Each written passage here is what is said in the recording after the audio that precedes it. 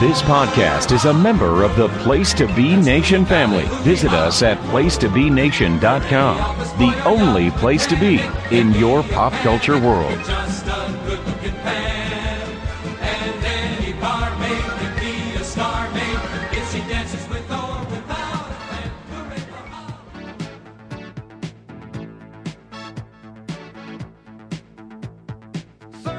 all. Standing there with her hands in her hair.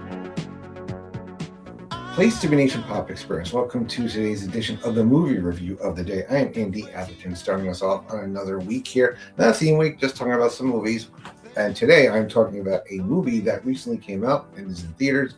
It is The End of Oak Street. I saw this about, when you're hearing this, probably about a week and a half ago. Because we had theme week last week and this didn't really fall in line with the theme week, so that's why you're hearing it today.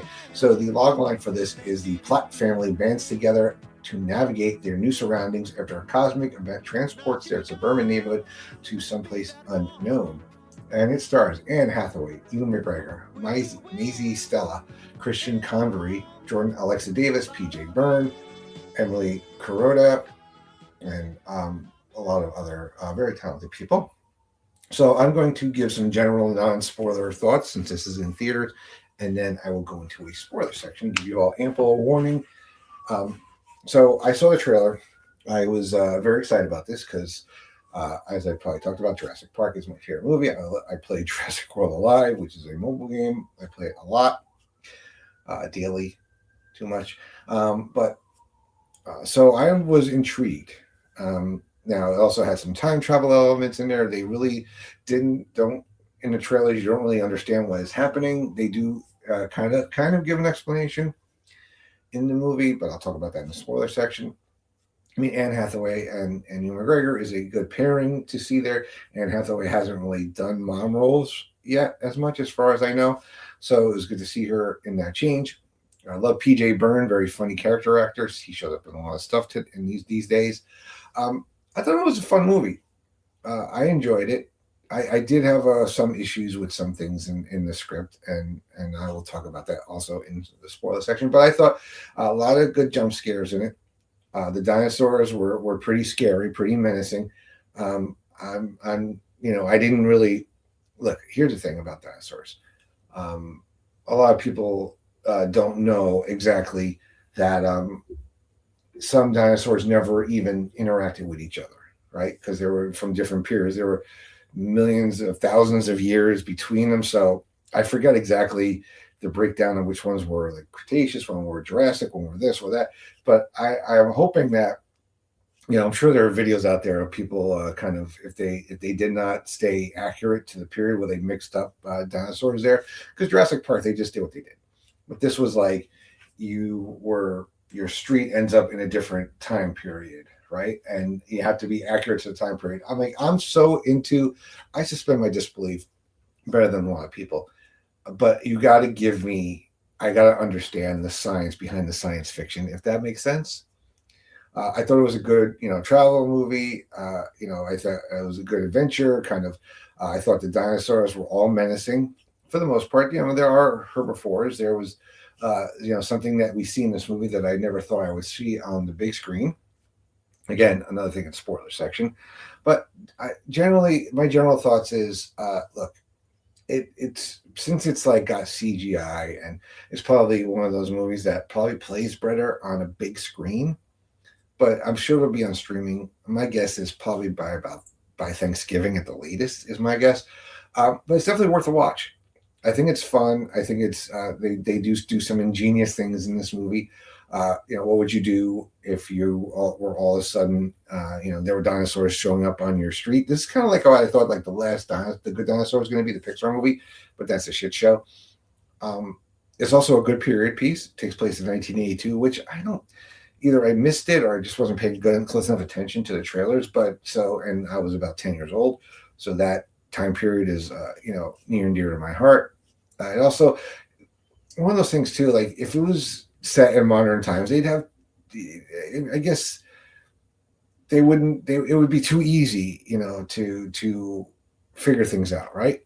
You need to be modern enough where people are kind of like shocked, but you also have to have it set where the technology and the materials available to you, you don't have a movie then, right? The movie will be over in like 2 seconds.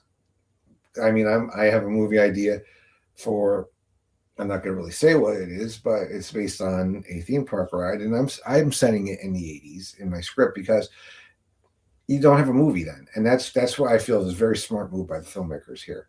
But I generally enjoyed this movie, so I would recommend it. All right, so we're going to go into spoilers now for the end of Oak Street, starting in 5, 4, 3, 2, 1. Okay, here's the thing. Um, I don't know. I didn't think they explained it well enough. There was the thing was like I know it would have been a little too convenient to have like a paleontologist or somebody living on the block. You had that one librarian woman who, knew enough to recognize the plant that grew in the old lady's backyard. But and they had the girl who like followed, who was like a devotee of Carl Sagan, was going to study that stuff and about wormholes. I don't know. I just didn't think there was enough. Now, granted, I'm the same person who, when Doc Brown in Back to the Future says this is the flux capacitor, that's what makes time travel works. I believe that. I buy it. In this one, I don't know. I just had some issues with it. Um, it I just thought maybe it just didn't give me enough of that of why I didn't get it from as credible a source. I get a kid who's studying, and then there was no. I mean, I think it would have been better to have somebody with some kind of scientific knowledge in this movie. I don't know, that would have made it a little bit better for me. Um, I'm gonna so so the jump scares were really good. I thought some of these dinosaurs were absolutely terrifying.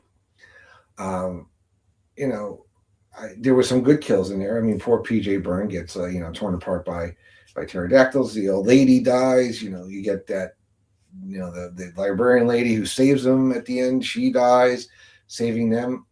I mean, she sacrificed herself, kind of. Uh, I found it a little terrifying at times. I'm glad Starbuck, came to save the day later on. Nothing happened to him, the dog. I did pop for that because it was a reference to Battlestar Galactica, um, named after Starbuck, the character. Um, there was a lot of good about this movie. One thing all right, so here's the thing. So they get to a wormhole, they jump through it because there are a couple of wormholes in this movie. There's the one where they get there and just Jeanette makes it through, and then later on they get to the other one and they all have to go through at the same time, and they end up coming back right before the event happens. So very Back to the Future thing there. Now, I kind of took me out a little bit because I'm like, again, it's derivative, right? Because if it's kind of the similar thing, it was unintentional, but they do the same thing that in Back to the Future that they tried to do, and they weren't successful. He tries to don't warn Doc about the Libyans, but he's unsuccessful. But he gives him the letter, and the letter saved Doc's life. And this one, yeah, she's able to save everybody's life. I guess they got everybody out in time from the block. I assume, but I don't know. It was kind of a happy ending. Like it was funny too. I was messaging with my friend Scott Shiflett, who you heard, you hear on this pod series, and he had seen it the day after I did, and he was surprised that they killed Ewan McGregor's character, but then he comes back at the end, in the whole Back to the Future thing.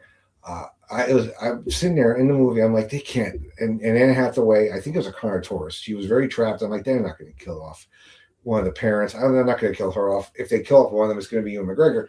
And literally, the minute after, he gets his leg bitten off, and then he gets chomped, over the head, kind of like what's his face in Jurassic Park, Gennaro. And then, amazingly, though, they go back in time. I mean, could they have run into themselves? Like, I don't know. Like, they didn't.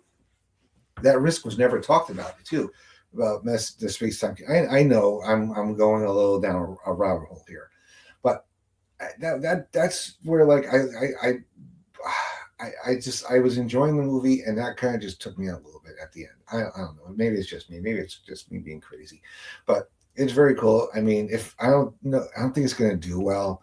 Kind of a dead zone right now. I mean, everybody's kind of out, movied out a little bit between Spider-Man and Odyssey. So hopefully it has a little legs and it sticks around for a little while to make money. I think it'll do well overseas.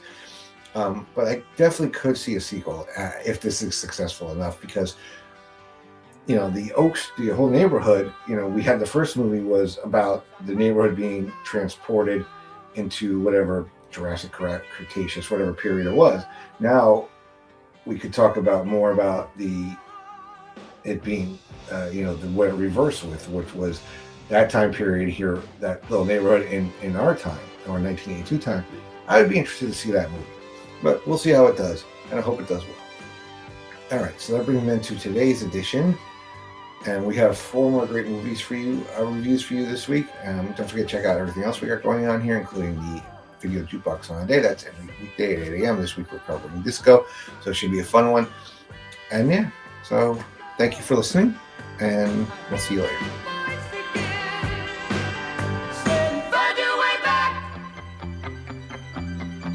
Find your way back to her heart. Find your way back. Find your way back.